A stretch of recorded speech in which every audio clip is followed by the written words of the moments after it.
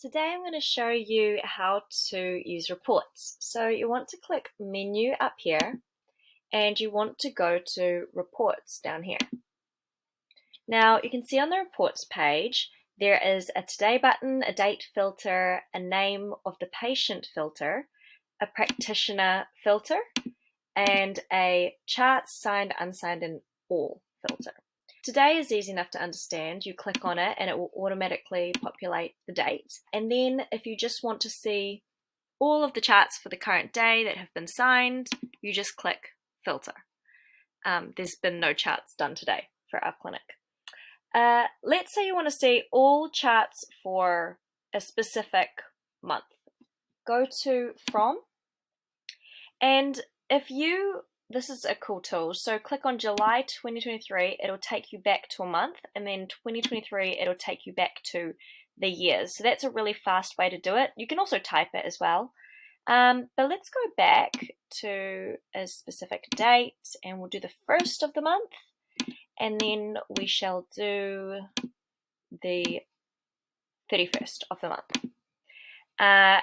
And let's say we want to leave the patient free, we want to see all the patient charts, we want to see all the practitioners, we want to have only signed charts only, and then we click Filter. Now, as you can see, there's a counter on the top right hand side which shows you the number of charts in total for that month. It can also, if you scroll down, you can see name of the patient on the right hand side. If they have a birth date, it'll come under them.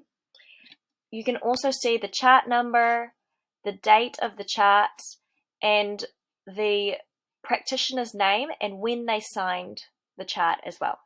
We're going to reset, and we're going to look at using the filter options real quick. So if I want to search for a specific patient, you'll see that it automatically populates, patient names. We're going to click on Hello Panda.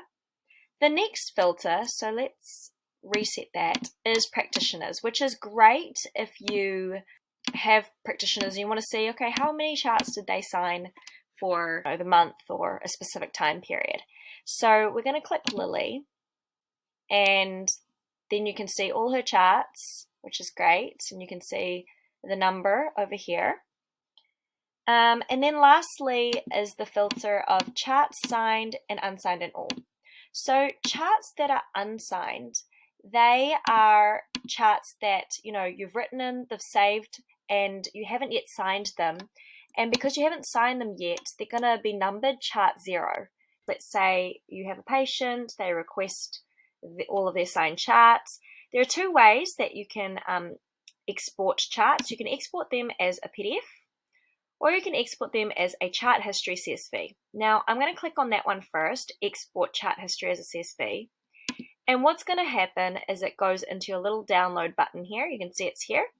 So you want to grab that download and pull it into your desktop. So that's it there. If with a CSV file, it'll either open up, depending on if you have a Mac, it'll open up as a Numbers application, or it'll open up as Microsoft Excel, depending on if you have a Microsoft computer. So this is what the CSV looks like. It has first name, last name, preferred name, date of birth, chart number, chart date, time, practitioner signed, time, and status. So it doesn't have the details inside the chart. When you export as a PDF, it is going to open up into something that looks like this. There is the clinic name and your details at the top. You definitely want to fill this in because it makes your reports look more professional. And to do that, you just simply go into Menu, Settings, Clinic Details, and then here is where you fill in the clinic name, phone, address, put in your time zone, email, etc. And then you put in Save Changes. And then that will have that. Whoever you're sending it to can see what's inside the chart and who signed it and at what time. You can download it by clicking this download button, and it'll open up and you'll be able to save as, and you can name the report. So whatever you want to name the file, and it can send it to you. The other option is to print it, which is super easy as well. That's reports. Thanks for watching.